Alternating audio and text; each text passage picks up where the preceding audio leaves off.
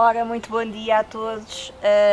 Estamos aqui hoje para dar início à introdução ao ciclo de à conversa pela cidade, incluir as diferenças. Portanto, este ano a Associação de Apoio à Criança de Castelo Branco festeja 25 anos de vida e está a comemorá-los com diversas atividades de caráter cultural, lúdico e académico. Neste âmbito, estamos a dar início ao projeto A Conversa pela Cidade, Incluir as Diferenças.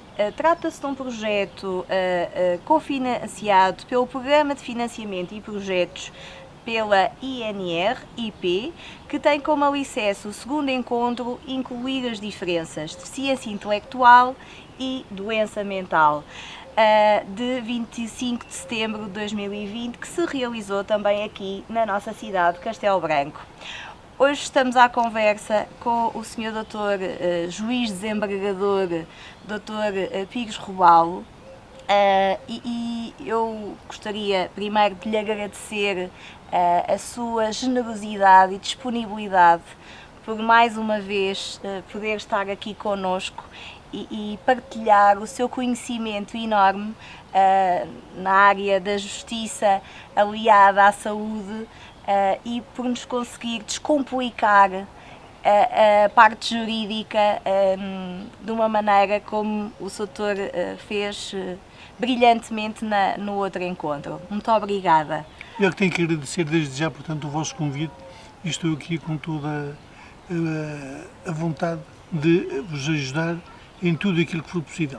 Muito obrigada, Soutor. Nós hoje vamos falar aqui um pouco novamente no processo do maior acompanhado, que foi uma mudança no antigo processo de interdição e inabilitação antigo, não é? E que este processo de maior acompanhado permite, do ponto de vista jurídico, dar maior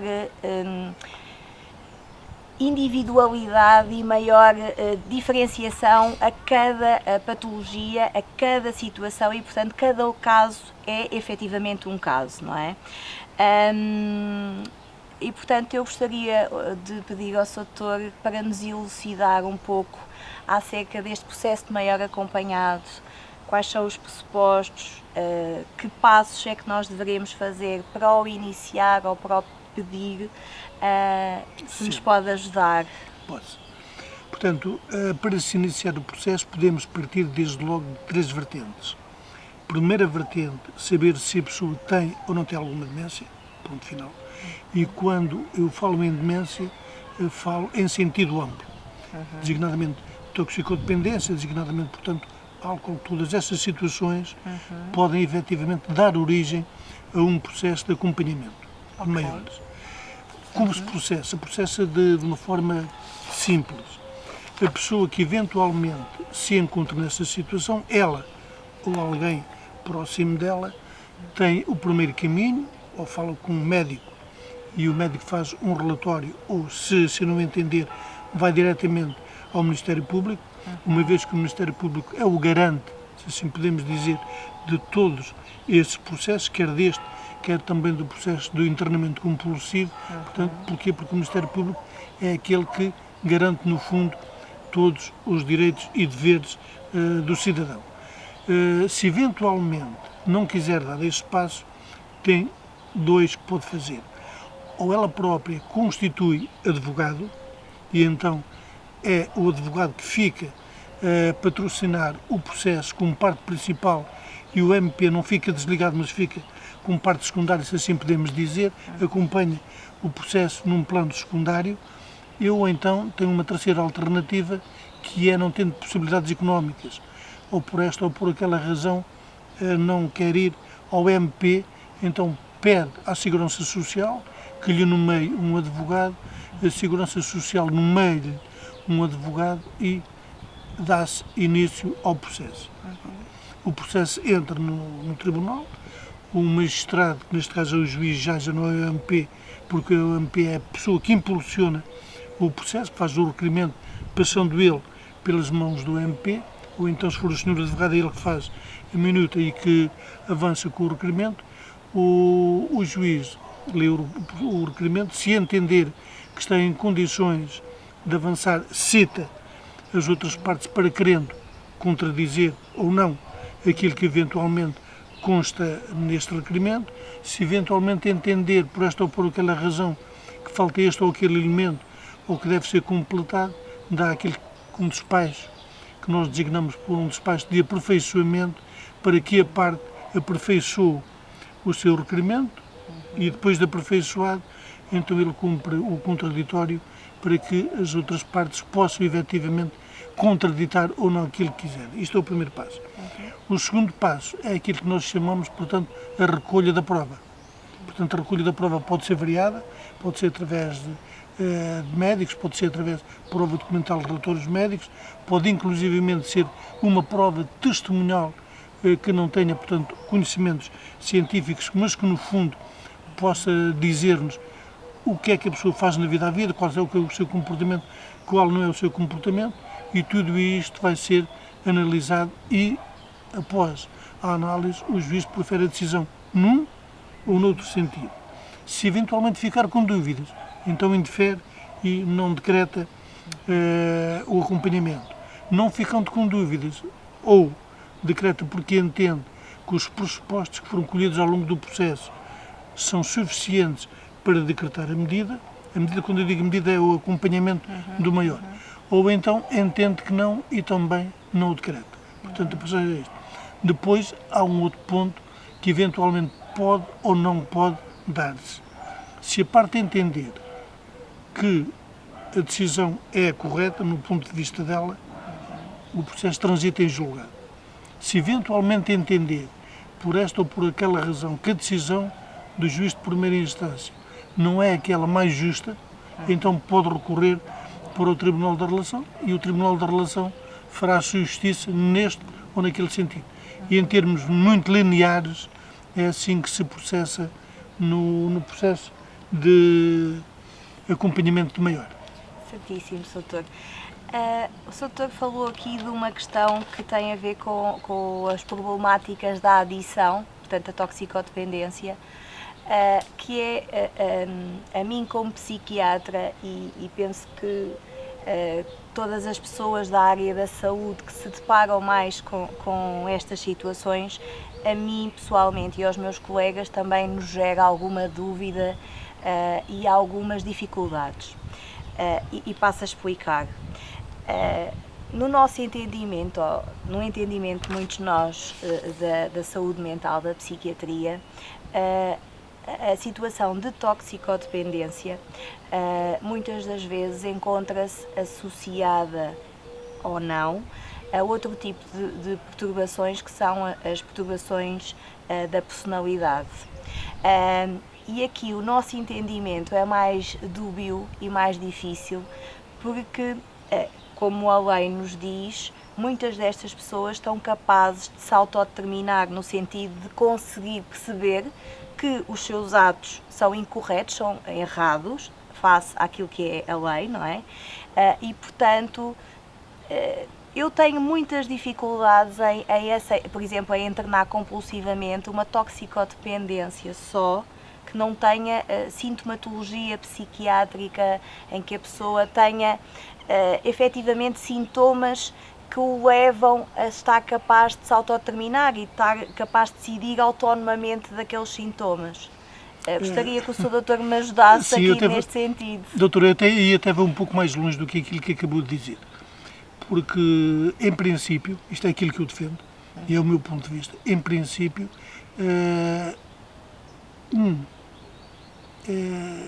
toxicodependente poderá, eventualmente, não cair no processo de internamento, seja ele compulsivo, seja ele voluntário.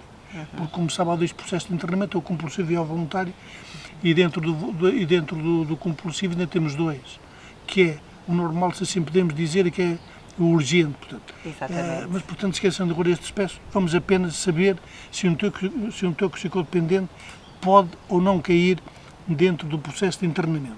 E quando eu digo internamento, estou-me a referir quer ao compulsivo, mais nessa vertente. Certo. Eu tenho algumas reservas que um toxicodependente lá caia. Por uma razão simples. É que eu agora não tenho aqui a lei, porque eu não trouxe a lei. É que eu creio, acho que é o artigo 12, se a minha memória não me traiçoa, o artigo 12 da Lei da Saúde Mental. Portanto, é muito apertado no que concerne à medida de internamento. A redação que ele tem é pouco mais ou menos esta. Portanto, deve aplicar-se a medida de internamento quando a pessoa sofre doença mental grave. Exatamente. Eu sei os pressupostos porque eu utilizo todas as vezes. É o termo grave. Portanto, doença mental grave, sem reconhecimento para a necessidade de tratamento e com risco para bens jurídicos para o próprio ou para terceiros. E que tem que estar cumulativamente sim. para se cumprir. No fundo, são 4 parâmetros que estão ali. Exato. E dentro desses 4 parâmetros, tenho algumas reservas, como eu já disse, de que a toxicodependência lá caia. Pode eventualmente cair. Porquê? Porque todos nós sabemos, e como a doutora disse, e muito bem eu advogo isso e perfilho isso, um toxicodependente tem perturbações mentais. É evidente que tem, ou pode ter. Agora, a questão que se coloca é de saber se essa perturbação mental é ou não é suficientemente grave para ser abarcada, para ser absorvida, se assim podemos dizer, pelo artigo 12 da Lei da Saúde. Eu estou a dizer o artigo 12 porque penso que é esse. Não tenho aqui lei, mas eu tenho a ideia que é o artigo 12. Portanto, pela Lei da Saúde Mental. Certo. Se chegarmos à conclusão que é possível, portanto... Aí estão cumpridos os pressupostos. Estão cumpridos, pelo menos à partida estão cumpridos os pressupostos. Porquê? Porque também, como sabe, a Lei da Saúde Mental tem a preocupação, assim como também tem o processo de acompanhamento de menores, mas tem uma vertente que é a proporcionalidade. Exato. Portanto, e essa proporcionalidade o quê? Apenas se deve aplicar aquela medida quando outra não seja suficientemente eficaz para que aquela pessoa evite, se assim podemos dizer, o seu internamento compulsivo. Porque se houver uma outra medida, designadamente o tratamento ambulatório compulsivo, exatamente compulsivo, ou que se for possível uma outra medida qualquer em que ela até aceite o tratamento, aí até podemos eventualmente cair no internamento, portanto, voluntário. Ainda que depois o internamento voluntário, também com o evoluir das situações, possa ou não possa ir para o urgente, ou possa ou não possa ir para o urgente, não, para o normal. Transformar-se em internamento compulsivo. Exato, em compulsivo, e muitas vezes pode acontecer que até vá para o urgente. Exato. Pode acontecer que até vá para o urgente. Exato. Portanto, quando eu digo estas linhas, são apenas linhas mestras, se assim podemos dizer, porque depois, dentro de cada situação, aí melhor a doutora e os seus colegas saberão e têm uma percepção completamente diferente da nossa. Porquê? Primeiro, trabalham com as pessoas. Segundo, têm uma especialidade nessa matéria e percebem-se se eventualmente aquela pessoa que tem pela vossa frente, que até podia ter iniciado o seu percurso, chamemos assim, pelo processo de internamento compulsivo, mas no percurso pode eventualmente sair dele, continuar no internamento, mas ir já no internamento ambulatório, portanto deixar de ser no tal compulsivo, mas vir, portanto, para o ambulatório. Tudo isto que é muito flexível, é muito variável, portanto não há uma maneira de dizer, portanto, esta pessoa inicia neste patamar e mantém-se sempre dentro dele, não. Claro. Pode eventualmente sim, ou pode eventualmente não. Daí que acho que é o artigo 8, salvo erro também, portanto diz pouco mais ou menos isto. A partir do momento em que a razão ou as razões que levaram ao internamento findarem, de imediato, portanto, o processo pode desaparecer, ou, portanto, pode ser arquivado. Desaparece a necessidade no fundo, da pessoa estar sob aquela medida. Até porque, como a doutora sabe, quer um, quer outro, que quando eu digo quer um, quer outro, estou-me a referir quer ao internamento, quer ao processo de acompanhamento. O que é que acontece? Tem por detrás de si restrições à própria liberdade da pessoa. Exato. Portanto, e ao terem essas restrições, a lei procura, a todo o custo, entre aspas, que elas entrem o mais rápido possível para fora delas, portanto, para fora dessas restrições. É que isso me permite, portanto, até podemos quase fazer uma comparação, e em alguns casos quase que há, entre o processo de internamento e o processo penal. E quando eu digo isto aqui, digo nesta vertente muito clara.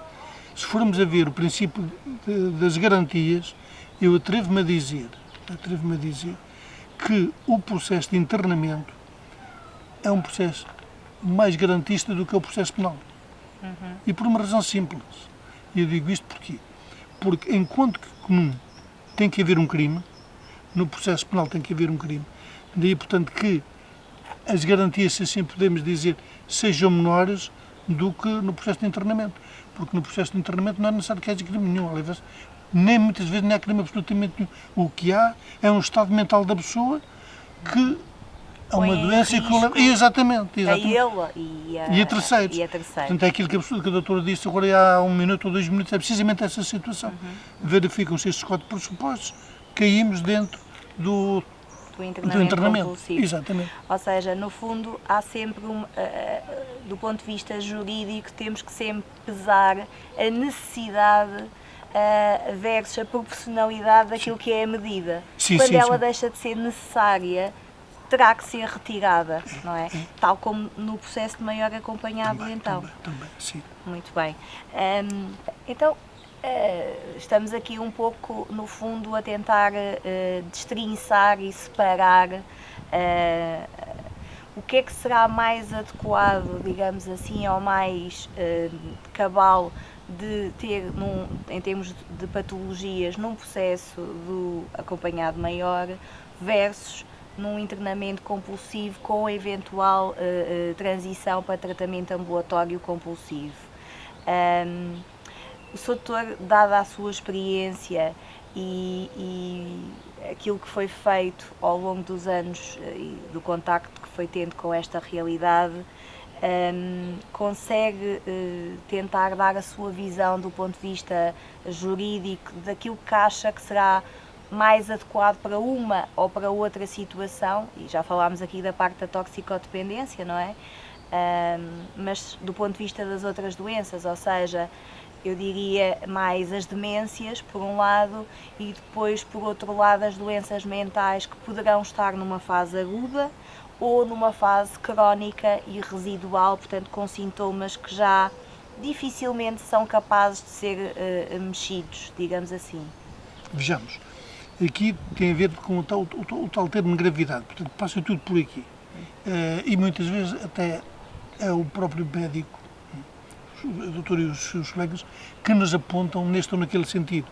Porque se fizer um relatório, e se nós, após lermos o relatório, chegarmos à conclusão que a doença que a pessoa tem é uma doença que pode pôr em risco e grave a situação dela própria, porque no fundo é dela que estamos a falar, então aí iniciar-se-á o processo de internamento. Até porque pode acontecer que um não invalida o outro. Até podem correr os dois em paralelo. Porquê?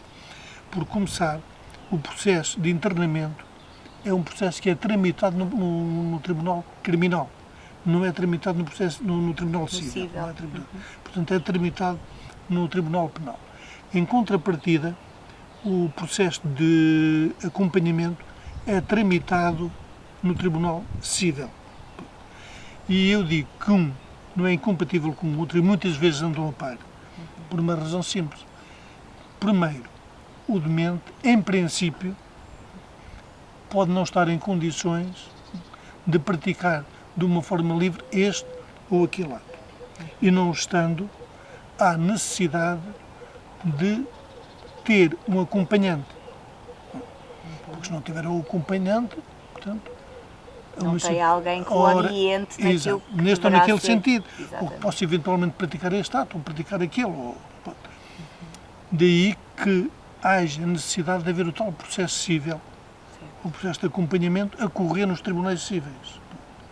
E, a partir do momento em que o processo chega ao fim, haverá a tal decisão que eu disse há pouco, e essa decisão, vamos avançar desde já, que é uma decisão em que se entende que a pessoa em causa tem necessariamente de ser acompanhada. Portanto, o Tribunal tem que nomear um acompanhante. E ao nomear um acompanhante, pode eventualmente, e deve, de acordo com o artigo 150 qualquer coisa do do Código Civil, pode e deve fazer uma elencagem das medidas que o acompanhante deve ou não deve ter e que o acompanhado não possa exercer de uma forma livre. Daí que há a tal restrição, quer neste processo, quer no outro, como já falamos, em relação à pessoa em si. E a lei tem esta preocupação da tal proporcionalidade, no sentido uno de evitar, a todo custo, de que a pessoa esteja de uma forma desnecessária a ser restringida nos seus direitos. Portanto, a preocupação de ambos os processos é este. Aqui, nesta situação que a doutora acabou de referir, portanto, terá que haver forçosamente dois processos. Não significa que andem em paralelo do princípio ao fim, um pode afinar mais cedo que o outro, mas para que a pessoa possa eventualmente exercer os direitos no domínio civil, comprar, vender e muitas vezes quando há compras ainda assim o acompanhante não pode fazer livremente, tem que pedir autorização ao tribunal para que o possa fazer, porque há determinado um leque de situações, por exemplo, vender um imóvel, portanto ele não pode vendê-lo sem ser mais, tem que ter a autorização do tribunal. E também há determinados atos que são incompatíveis um com o outro. O acompanhante pode querer praticar determinado ato que seja incompatível com o ato do acompanhado. Se o fizer, o que é que acontece? Esse ato aí, portanto, é anulado. Certo. Portanto, não tem eficácia, se podemos dizer, não é o termo eficácia em termos jurídicos, porque ele tem eficácia, mas portanto é anulado. Exatamente, portanto é anulado.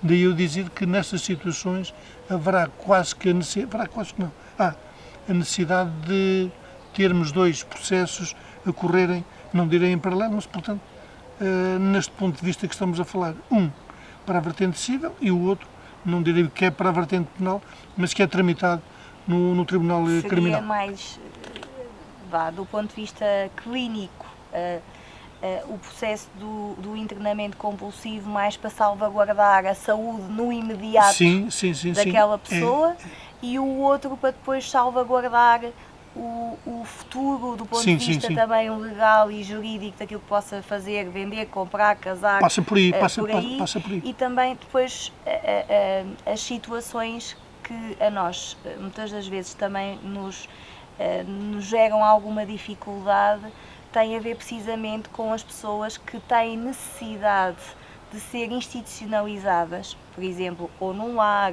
ou numa instituição como a que eu colaboro, como a Associação de Apoio à Criança, em que muitas das vezes se nos coloca o problema de até quando e até onde é que eu posso ir para tentar salvaguardar e proteger aquela pessoa, não tendo ainda um processo de maior acompanhado, digamos assim, transitado em julgado. Pronto. Porque, de facto, muitas das vezes estas situações causam alguma divergência e entendimentos diferentes de todos os intervenientes nestes cuidados a estas pessoas.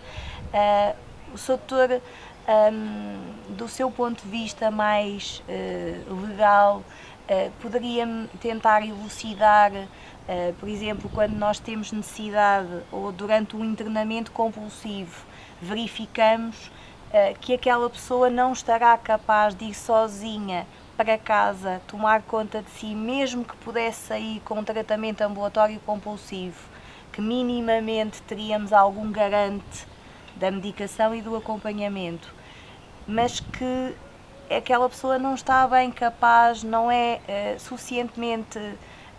suficientemente bem para ir sozinha ou só com o auxílio da família, ou quando muitas das vezes a família já não é capaz de dar essa resposta, de que forma, não tendo um processo de maior acompanhado já a decorrer, podemos, do ponto de vista jurídico, também estar salvaguardados na proteção de uma pessoa que, por exemplo, esteja numa medida de tratamento ambulatório compulsivo. Portanto, isto aí é um bocado com a situação não é muito líquida. A situação não é muito líquida porquê? Porque, vejamos, Um demente, nessas situações, em princípio, não tem ninguém para o acompanhar. Portanto, não tem acompanhante. Certo. E não tem acompanhante, uma vez que não houve nenhum processo ainda, até a essa data, para que seja nomeado acompanhante A, B ou C. Portanto, não tem, por isso simplesmente não tem. Não. E não o tendo, terá que haver um mecanismo através do qual, portanto, vocês ficam salvaguardados. E aqui pode-se colocar uma situação como podem pedir, portanto, ao Tribunal urgência, portanto, em que seja nomeada uma pessoa provisoriamente para aquela situação. Mas também não é uma situação que satisfaça por inteiro, portanto, a situação não é. Nessa situação aí, aquilo que pode e deve, no meu ponto de vista, é dentro do possível, arranjar-se uma maneira em que o doente, se tiver possibilidade, e por aquilo que o doutor está a dizer, não havendo mesmo possibilidade nenhuma, terá que ficar internado porque não há qualquer viabilidade. Não sendo assim, ou através de uma instituição que assuma até que o processo de acompanhamento seja decidido, assume esse compromisso, ou então terá que haver mesmo um internamento porque não há maneira. Porquê? Porque se a pessoa está numa situação em que necessita de internamento, ambulatório, por aquilo, tendo em conta o quadro fático que a doutora acabou de descrever, não é muito viável, porque o tratamento ambulatório pressupõe, digo eu, por detrás, pelo menos a intenção da lei é essa, que a pessoa assuma a responsabilidade, ela ou terceiro, de lhe tomar a medicação que o especialista, portanto o médico, entenda, porque se não tomar a medicação, caímos no mesmo. Portanto, no fundo, dizer-se apenas o nome, ela está em internamento ambulatório, não corresponde à verdade, porque na prática não está. Claro. Portanto, na prática não está em coisíssima alguma. E aí até pode acontecer, numa situação dessas, que caia de imediato no processo de internamento urgente. Porquê? Porque imaginemos esta situação. Há o A. Portanto, temos o A. Em princípio, estaria num internamento ambulatório. Acontece, porém, por esta ou por aquela circunstância, ele não fica em condições de se autodisciplinar. Tomar a medicação, não tomar, portanto, fica completamente. E também fica numa situação em que não pode, porque mentalmente não tem condições, de dar o seu consentimento nesta ou naquela vertente. O que é certo, temos um pressuposto comum. E esse pressuposto comum, que também a lei o contempla, a situação de saúde dessa mesma pessoa está a ser agravada. E a partir do momento em que chega à conclusão, dentro deste patamar que estamos a falar, de que a situação médica cada vez esteja mais agravada, então aí haverá um processo de internamento, mas não um internamento ordinário, mas de imediato um internamento com caráter de urgência. Com caráter de urgência, Okay. exatamente. Portanto, cai-se logo aí.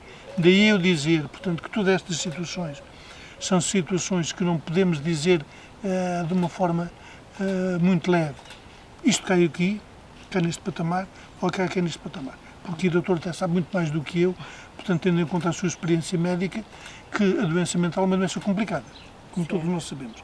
Portanto, hoje, a pessoa pode ter uns parâmetros, e vocês fazem o vosso relatório dentro desses parâmetros, mas se porventura ela não se medicar, o que é que pode acontecer? A regra normal e o bom senso leva-nos de imediato a isto. Aquela pessoa vai forçosamente ver a sua situação agravada. Exatamente. Portanto, isso é... Portanto, o doutor acha que, portanto, aquilo que mais me preocupa enquanto psiquiatra e, portanto, no fundo também com as estruturas que temos na comunidade, como a Associação de Apoio à Criança, que recebe maioritariamente doentes com doença mental grave, crónica, como a esquizofrenia ou doença bipolar tipo 1 grave, não é? Aquilo que, do ponto de vista nosso, da saúde, muitas das vezes nós temos dificuldade, é que claro que as situações irão-se agravar quando as pessoas não cumprem a medicação. E na esquizofrenia, sendo relativamente fácil, entre aspas, nós estabilizarmos um doente, podemos ter a via injetável e, portanto, de alguma forma garantir, tomando num local que nós possamos controlar, não é isso? Tem que ser administrado por a equipa de enfermagem especializada. Há outras situações em que só o injetável, tal e qual, não chega. Pese embora nestas situações em que temos o injetável, muitas das vezes estas pessoas chegam a determinada altura em que a sua doença se cumulativamente lhes causa incapacidade e deterioração, que já não estão precisamente capazes de estar sozinhos ou de estar num centro de dia com algum apoio mais restrito, preservando a sua autonomia, não é? E a sua liberdade no fundo, mas surge a necessidade que essa pessoa tenha algo mais, ou seja, já esteja mesmo numa vertente de acolhimento, não por uma deterioração aguda e emergente, ou seja, onde nós, do ponto de vista psiquiátrico, teríamos então a hipótese do internamento numa unidade de agudos, que é a maioria dos hospitais que têm serviços de psiquiatria, versus depois unidades mais crónicas, digamos assim, ou instituições como esta, em que as pessoas ficam depois permanentemente.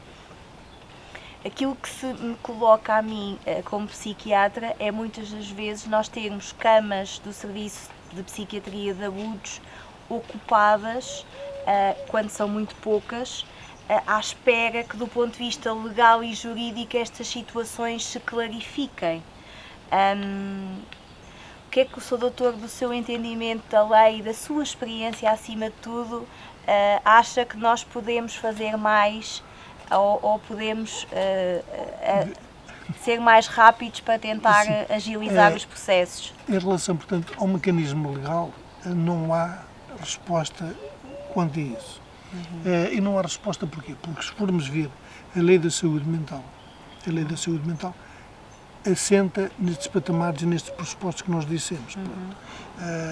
Se a pessoa se encontra numa situação de tal que tem que permanecer internada, o magistrado, por mais boa vontade que tenha, não pode passar por cima da lei. Portanto, não pode. E o artigo, acho que é o 12 ou 14, parece-me a mim que é muito claro. O 12, que tem precisamente o tal termo gravidade, e é um termo que tem que ser muito sublinhado, porque é mesmo isso que tem que acontecer para haver internamento. Mas também não é menos verdade, pois é o 14 ou 15, que dá o salto quase em sentido oposto. E quando eu digo que está no sentido oposto, não é a pessoa não ficar internada. A pessoa ficar internada, mas, portanto, aí, através de um processo de caráter urgente. Porquê? Porque, como sabe, o processo de caráter urgente pode assentar em vários pressupostos. Mas um daqueles, onde assenta mais, e o artigo 14, número 2, acho que é o número 2, portanto, estipula essa situação, é precisamente este. Quando a pessoa não está em condições de dar o seu consentimento nisto ou naquilo, e então a situação mental ou a sua doença está dia após dia a agravar-se. Aí, portanto, de imediato, saltamos para o processo de internamento urgente, porque a diferença entre um e o outro é mínima. Portanto, enquanto que o processo de internamento urgente normal. E aí não se justificaria também dar início a um processo de acompanhado maior? Dá, mas aí lá está. Aí tem que haver uma participação do Ministério Público. Porquê? Porque, como sabe, o doutor sabe isso perfeitamente, que o Ministério Público muitas vezes não pode por iniciativa própria, até porque nem sabe que a situação é essa, ou que é aquela ou que é outra. Só depois, quando se inicia o processo, e ele inicia-se, como eu já disse há pouco, nestas 3 ou 4 vertentes, mas em qualquer delas é necessário que chegue ao conhecimento ou do MP, que o pode fazer, ou do advogado nomeado, ou do advogado através da Segurança Social, Mas para que isso aconteça, alguém tem que dar o primeiro passo. Porque o MP só avança quando eventualmente lhe tiverem dito, olha, fulano Beltrão está nesta situação assim assim, tem necessidade de ter um acompanhante. E só nisso é que o MP avança, porque até ele não pode avançar porque não sabe. Claro, desconhece aquela situação. Desconhece aquela situação. Claro. Pronto. E tudo isto aqui tem que ser, em certa medida, acompanhado, quer pela instituição, se a pessoa estiver ou não institucionalizada, quer inclusive pelos serviços médicos, se for essa situação. Portanto, há aqui um quadro bastante lato em que o mecanismo legal está lá, só que ele, para ser acionado, tem que estar a conhecer a quem de direito. Claro. Porque senão, se quem de direito não tiver esse conhecimento, não pode acionar seja aquilo que for. Não pode porque não sabe. Claro, exatamente. Não sabe. Certíssimo. Muito obrigada, Sr. Robalo. Agradeço-lhe imenso, mais uma vez, a sua disponibilidade, a sua generosidade em partilhar o seu saber connosco. Muito obrigada e espero que quando fizermos um novo encontro, se for possível, volte a estar connosco. Agradecemos-lhe muito a sua disponibilidade e a sua simpatia. Muito obrigada, Sr. Eu tenho que agradecer, portanto, se eventualmente houver outro encontro e se contarem comigo, desde que eu possa, podem-no fazer sempre. Não tem problema absolutamente nenhum.